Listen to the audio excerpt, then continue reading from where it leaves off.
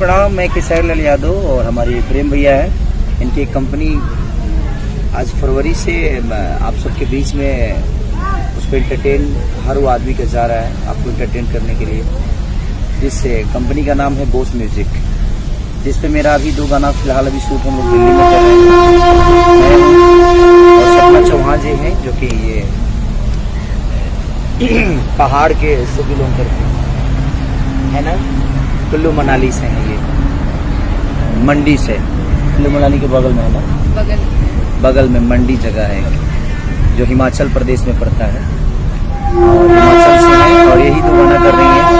और मैं आप सबका भाई, तो आप बॉस म्यूजिक को सब्सक्राइब करें। और जब गाना आए ना तो एक ही दिन में कम से कम 1 मिलियन तो कर ही दो इनके सब्सक्राइबर को, ये रोते रहते हैं।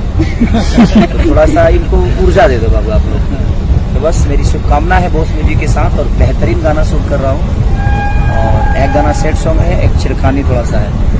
तो आप लोग को बहुत मजा आने वाला है। जिस दिन ये छूटेगा उस दिन एक दिन पहले मैं लाइव भी आऊँगा, आप सबको बताऊँगा।